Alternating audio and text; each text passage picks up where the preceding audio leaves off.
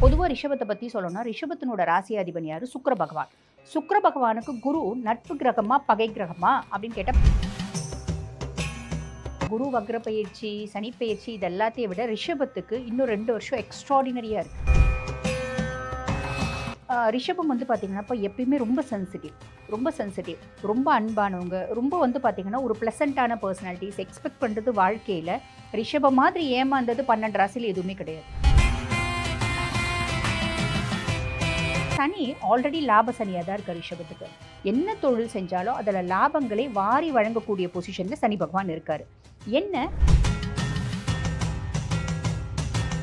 ரிஷபம் எப்பவுமே தனிச்சு தான் நிற்கும். சொந்தம் பந்தம் சொத்து பத்து எது இருந்தாலும் அதெல்லாம் ரிஷபத்துக்கு கிடையாது.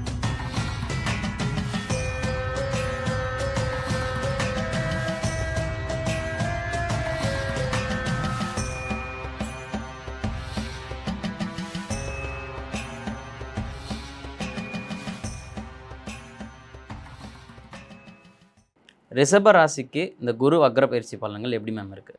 பொதுவாக வந்து பார்த்திங்கன்னா இப்போ குரு வக்ர பயிற்சி, சனி பயிற்சி இது எல்லாத்தையும் விட ரிஷபத்துக்கு இன்னும் 2 வருஷம் எக்ஸ்ட்ராடினரியாக இருக்குது அப்படி தான் சொல்லணும். இப்போ நம்ம இந்த வார்த்தை சொல்லும்போது நிறைய பேர் கமெண்ட்டில் போடுவாங்க, என்னத்தை எக்ஸ்ட்ராடினரி, இது வரைக்கும் ஒன்றுமே நடக்கலை அப்படின்னு.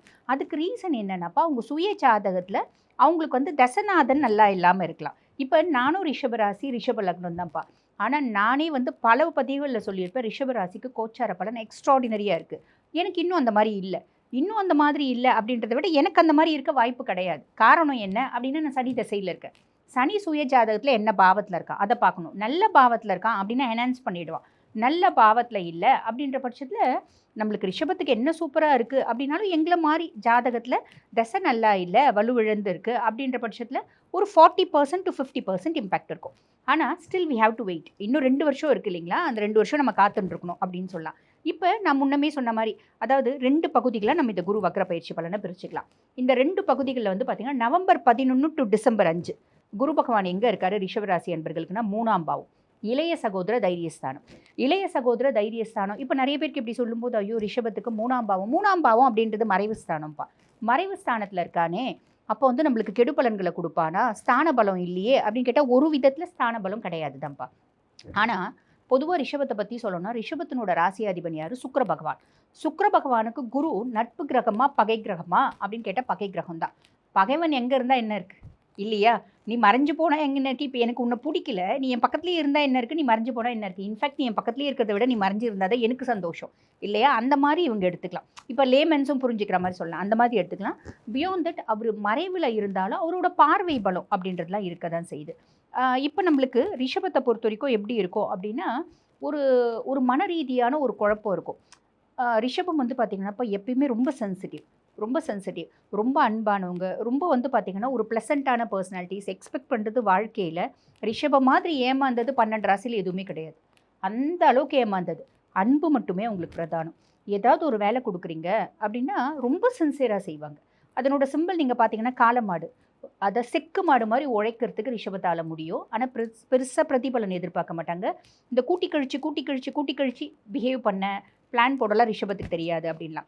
ஸோ இவங்களுக்கு என்ன தோணும் அப்படின்னா, நமக்கு வந்து பாருங்கள், நம்ம எவ்வளோ எல்லாருக்கும் நல்லது செய்கிறோம், நம்மளுக்கு யாருமே நல்லது செய்ய மாட்டேங்கிறாங்களே, நம்ம தனிச்சு நிற்கிறோமே. ரிஷபம் எப்பவுமே தனிச்சு தான் நிற்கும். சொந்தம் பந்தம் சொத்து பத்து எது இருந்தாலும் அதெல்லாம் ரிஷபத்துக்கு கிடையாது. எல்லாத்தையும் ஒரு தராசில் வச்சுட்டு ஒரு அன்பாக ஒரு பூ வச்சா அந்த பூவை தான் வந்து ரிஷபம் செலக்ட் பண்ணும் அப்படின்னு சொல்ல. ரிஷபத்தினோட மைண்ட் செட் அந்த மாதிரி. பொதுவாகவே அவங்களுக்கு தம்பி தங்கச்சிலாம் கூட இருக்க மாட்டாங்க.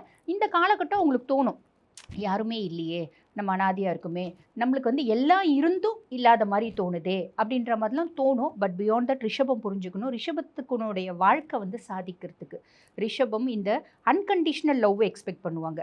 அந்த அன்கண்டிஷனல் லவ் உலகத்துலேயே கிடையாது இப்போ இல்லைங்களா? நம்ம டாக்ஸ் வாங்கி வச்சா மட்டும்தான் உண்டு. ஸோ அந்த மாதிரி நம்மளுக்கு வந்து பாருங்கள், நம்மளோட தைரியமும் தன்னம்பிக்கையும் குறைஞ்சா மாதிரி ஒரு விஷயம் நம்மளுக்கு தோணும். பட் தட்ஸ் நாட் ட்ரூ அப்படின்றத புரிஞ்சுக்கணும். நம்ம வாழ்க்கை சாதிக்கிறதுக்கு அப்படின்னு ரிஷபம் தெளிவாக புரிஞ்சுக்கணும். அதுக்கும் மேலே ஒரு 3ஆம் பாவத்தில் இருந்தாலும் 7, 9, 11 பாவத்தை பார்க்குறாரு. அதெல்லாம் நல்ல விஷயம் தான், நம்ம கவலைப்படணுன்ற அவசியம் இல்லை. ரிஷபத்துக்கு நல்லா தான் இருக்குது முற்பகுதி. அதுக்கும் மேலே குருனோட 9ஆம் பார்வை சனி மேலே படுது. சனி ஆல்ரெடி லாப சனியாக தான் இருக்குது ரிஷபத்துக்கு. என்ன தொழில் செஞ்சாலும் அதில் லாபங்களை வாரி வழங்கக்கூடிய பொசிஷனில் சனி பகவான் இருக்கார். என்ன பொது ஒரு வார்த்தை சொல்லுவாங்க, 10ல் 11லாம் ஒரு பாவி இருக்கணும், அப்போ வந்து அரசனை போல வாழ்க்கை உண்டு அப்படிம்பாங்க. ஆனால் அந்த பாவி ராகுவாக இருக்கணும். அந்த பாவி வந்து பார்த்திங்கன்னா சனியாக இருக்கக்கூடாது. காரணம் என்ன அப்படின்னா, சனிக்கு மட்டும் கொடுக்கறத கிள்ளி கொடுப்பான், ராகு அள்ளி கொடுப்பான். கொடுக்கறத கிள்ளி கொடுத்தாலும் அவன் வந்து அனலைஸ் பண்ணுவான், whether you deserve it or not, அப்படி அனலைஸ் பண்ணி தான் சனி கொடுப்பாரு. அப்போ ரிஷபம் உழைக்கிறதுக்கு கவலைப்படுறவங்க கிடையாது. பியாண்ட் தட் இந்த 2 வருஷம் எந்த அளவுக்கு ரிஷபம் உழைக்கிறாங்களோ அந்த அளவுக்கு அவங்களால பேக்கப் பண்ணி வச்சுக்க முடியும்.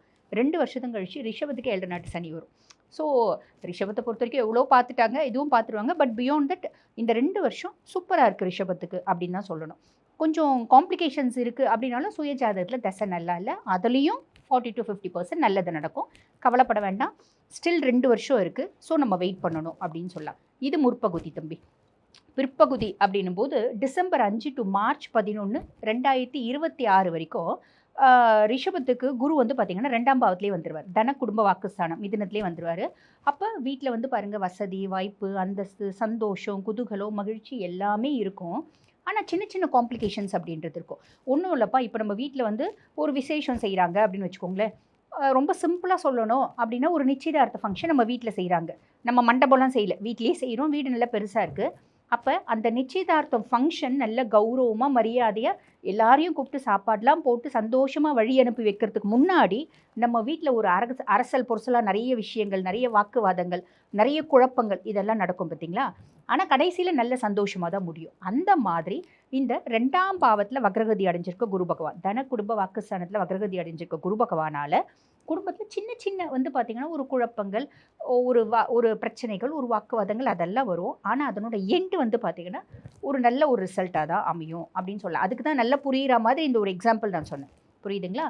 காசு நடமாட்டம் வசதி வாய்ப்பு எல்லாமே இருக்கும். ஆனால் இதில் ஒரு சின்ன ஒரு ட்ராபேக் உண்டு. இப்போ வந்து தனஸ்தான குரு வக்ரகதி அடைஞ்சிருக்காரு அப்படின்ற பட்சத்தில் நம்மளுக்கு வந்து பாருங்கள் காசு வசதி அந்தஸ்து எல்லாமே இருந்தாலும் ஒரு ஃபங்க்ஷன் நான் பண்ணுறேன், அந்த நிச்சயதார்த்தம் நான் யோசிக்கிறேன் ஒரு 1 லட்ச ரூபாயில் முடிக்கலாம், ஒரு 2 லட்ச ரூபாயில் முடிக்கலாம் அப்படின்னு நினைக்கிறேன். ஆனால் இதுக்கு மேலே நான் வந்து பிளான் பண்ணுறேன். நிச்சயதார்த்தம் பண்ணுறோம், வரவங்களாம் கொஞ்சம் மொய் கொடுப்பாங்க இல்லையா. நிச்சயதார்த்தம் பண்ணுறோம் ஒரு மொய் கொடுப்பாங்க, இல்லைனா வந்து பார்த்திங்கன்னா திருமணத்துக்கு வரவங்க அங்கே கொடுப்பாங்க, வர முடியாதவங்க இங்கே வந்து மொய் கொடுப்பாங்க அப்படின்னு நான் பிளான் பண்ணி கொஞ்சம் கடனை உடனே வாங்கி எக்ஸ்ட்ரா செஞ்சிடுறேன் அப்படின்னு வச்சுக்கோங்களேன். இப்போலாம் யார் மொய் கொடுக்குறாங்க? யாரும் கொடுக்கறது இல்லை இல்லைங்களா. மிஞ்சி ரொம்ப உறவினர்கள் வந்து ஒரு வெள்ளி டம்ளர் கொடுப்பாங்க. அந்த மாதிரி நம்மளுக்கு வந்து மற்றவங்கள நம்பி நம்ம செய்யறது, அகலக்கால் வைக்கிறது, பெரிய செலவு செய்யறது அப்படின்றது கூடாது. என்னால் எவ்வளோ முடியுமோ, எனக்கு இப்போ 2 லட்ச ரூபாய் செலவு பண்ணுற கேப்பபிலிட்டி இருக்குது, நான் ஒரு 1.5 லட்ச ரூபாயில் ஃபங்க்ஷனை முடிக்கணும், ரொம்ப வந்து திவ்யமாக செய்யணும். இது புத்திசாலித்தனம். அகலக்கால் வைக்கிறோம் அப்படின்னா அதில் ட்ராப் ஆகிறதுக்கு லைட்டாக ஒரு வாய்ப்பு உண்டு. ஏன்னா குருவை பொறுத்த வரைக்கும் இதுக்கு வந்து பார்த்திங்கன்னா ரிஷபத்துக்கு 8க்கும் மற்றும் 11க்கு அதிபர்.